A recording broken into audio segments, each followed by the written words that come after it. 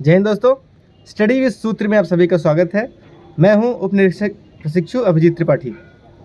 बात करते हैं कि पुलिस का प्रशिक्षण कैसा होता है, क्या क्या फ़ायदे होते हैं, क्या मायने होते हैं उसके।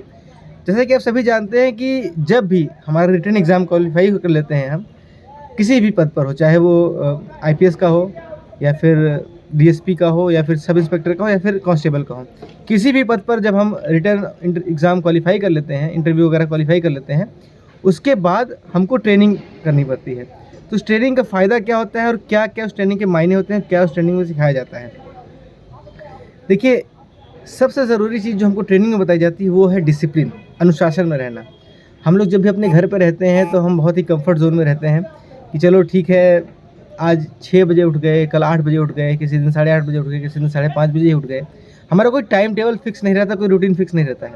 तो ट्रेनिंग में आने के बाद सबसे जो अच्छी चीज़ होती है हमारे साथ कि हमारा एक शेड्यूल फिक्स हो जाता है। हमको इसी टाइम पर खाना खाना है, हमको समय से खाना मिल जाता है, हम समय से उठ जाते हैं, हमारी शारीरिक दिनचर्या सही रहती है, हमारी मतलब हमको सब चीज़ सही रहता है। तो वो कैसा होता है, क्या क्या होता है, मैं आपको बताता हूँ। देखिए, जो मैंने 1 साल सब इंस्पेक्टर की ट्रेनिंग प्राप्त की है, उसका शेड्यूल मैं आपको बताता हूँ कि सुबह 4:30 से 5 के बीच में हम लोग को उठ जाना होता है। ये एक नॉर्मल है। कभी कभी जब ज़्यादा गर्मी होती है और फॉलिंग टाइम हमारा 5:15 बजे होता है तो उसी अकॉर्डिंग हो जाता है, मतलब 1 घंटे पहले उठना पड़ता है कम से कम।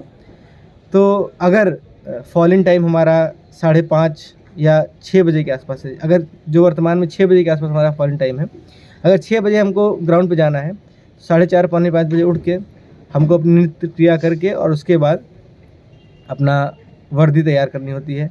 वर्दी में सबसे ज़्यादा ज़रूरी होता है अपना जो बेल्ट है उसकी पीतल, चपरास जिसको कहते हैं, उसको साफ़ करना। वो एकदम शाइन करता रहना चाहिए। उसके बाद फिर सब कुछ करके रोज़ डेली शेविंग करनी है। डेली आपको पीतल साफ़ करना है, डेली आपको पॉलिश्ड शूज़ पहनने हैं। हमको तो यहाँ पर हम मतलब इस चीज़ का हमको फ़ायदा मिला कि हमको यहाँ मोची उपलब्ध कराया गया है, तो मोची हमारा जूता रात को ही पॉलिश कर जाता है, सुबह हम उसको पहन लेते हैं। तो ये सब करने के बाद हम आराम से पौने 6 बजे तक अपना रेडी होके थोड़ा बहुत नाश्ता जो हमने रात में चना भिगोया था या फिर और कुछ किया था, वो सब नाश्ता अपना ड्राई फ्रूट्स खा के ग्राउंड पे चले जाते हैं।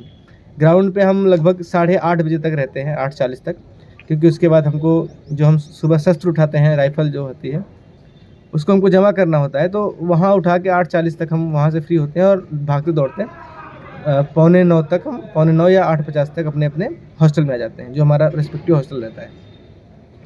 हॉस्टल में आने के बाद उसके बाद हमको तुरंत खाना खाना है, तुरंत नहाना है और 9:40 पर हमको स्कूल के लिए फ़ॉरन हो जाना है, फिर से स्कूल के लिए तैयार हो जाना है। 9:40 पे हम स्कूल के लिए निकल गए। वहाँ पर हमारी फिर से गिनती होती है एक बार, और उसके बाद फिर 10 बजे से स्कूल स्टार्ट हो जाता है, 2:15 बजे स्कूल छूटता है।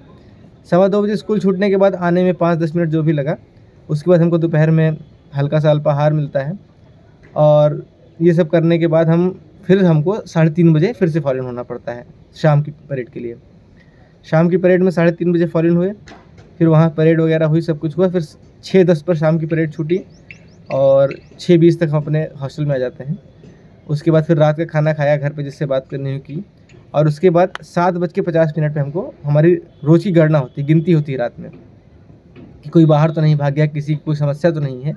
हाल खबर लेने के लिए, सबका कुशलता पूछने के लिए, और जैसे कुछ मान लीजिए कोई बदमाशी नहीं कर रहा है, इसलिए अनुशासन मेंटेन करने के लिए रात में 8 बजे गणना होती है। 7:50 पे फ़ॉरन हो जाते हैं। गणना के बाद हम फ्री हो जाते हैं। उसके बाद अपना जिसको घर पे बात करनी है, अपना जो भी करना हो, पढ़ाई करनी है, वो सब अपना कर सकता है। ये होता है पूरा शेड्यूल। सुबह से 4:30 से लेकर रात के 8:30 तक हमारा ऐसे ही व्यस्तता में निकल जाता है। और उसके बाद जब दिन भर थके रहते हैं तो रात में नींद आ जाती है, जल्दी से सो जाते हैं। और इसमें हमको फ़ायदा क्या होता है? इसमें फ़ायदा यही होता है कि आप समय से उठ रहे हैं, समय से सो रहे हैं, समय से खाना मिल रहा है और फिज़िकल एक्टिविटी हो रही है। अनुशासन एक आ गया आपके अंदर, कपड़ा पहनने का तरीका आ गया। हमारे उस्तादों ने, मतलब जब हम आए थे तो हमको वर्दी पहनना नहीं आता था सही से, अब वर्दी पहनने का हमको ढंग पता चल गया। स्टेमिना डेवलप हुआ इस ट्रेनिंग से। पहले 1 किलोमीटर दौड़ने में तकलीफ़ होती थी, लेकिन अब लड़के 10 किलोमीटर भी आराम से दौड़ ले जाते हैं, क्योंकि 1 साल की हमारी जो तपस्या है, हमने 1 साल जो मेहनत की है, उसका असर कहीं न कहीं हमको दिखा।